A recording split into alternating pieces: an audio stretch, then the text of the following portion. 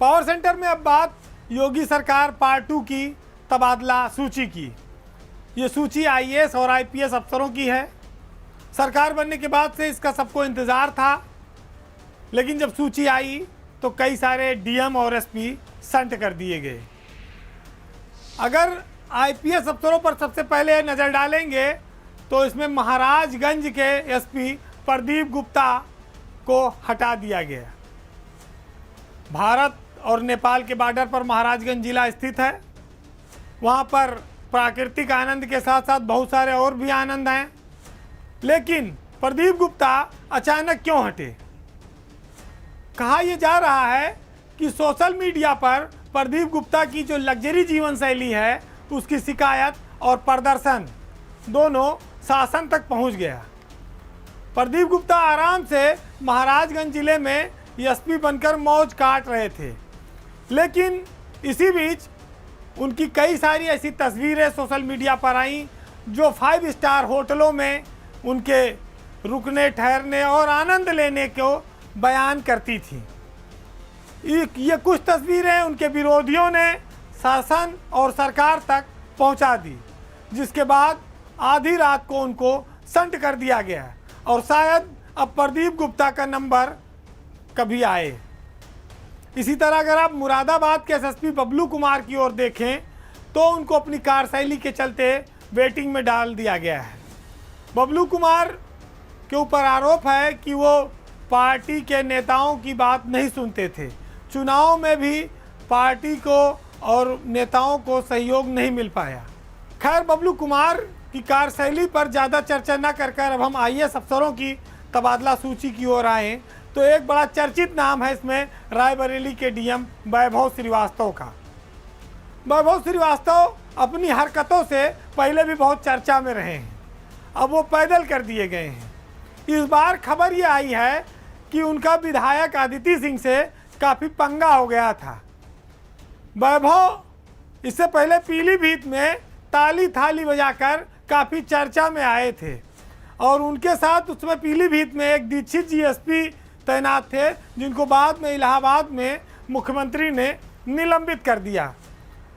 वैभव श्रीवास्तव के बारे में ये कहा जाता है कि वो अपनी आदतों से हरकतों से बाज नहीं आते, उनका दिल मचलता रहता है और यही कारण है कि इस बार उनको मुख्यमंत्री कार्यालय में बुलाकर डांटा भी गया और उसके बाद उनको वेटिंग में डाल दिया गया, संट कर दिया गया। एक और आरोप उन पर यह था कि वो रायबरेली के एक मंत्री के बेहद निकट जाकर दूसरे जनप्रतिनिधियों को इग्नोर कर रहे थे। तो वैभव की यह कीर्ति सब अचानक धड़ाम हो गई, धाराशायी हो गई और वो अब वेटिंग में कुछ दिन इंतज़ार करते रहेंगे। देवरिया के डीएम आशुतोष निरंजन को भी सरकार ने वेटिंग में डाल दिया है। विधायकों ने मुख्यमंत्री से शिकायत की थी कि डीएम मनमानी करते हैं और वो किसी जनप्रतिनिधि को सम्मान नहीं देते।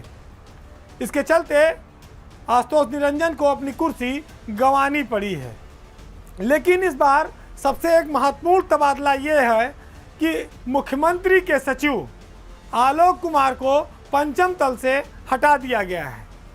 कहा तो ये जा रहा है कि भाई उत्तर प्रदेश को 10 ट्रिलियन डॉलर इकोनॉमी बनाने का एक बहुत बड़ी जिम्मेदारी आलोक कुमार को दी गई है, इसीलिए उनको कार्यक्रम क्रियान्वयन, नियोजन और साइंस टेक्नोलॉजी विभाग इंडिपेंडेंट चार्ज में दिया गया है सेक्रेटरी होते हुए।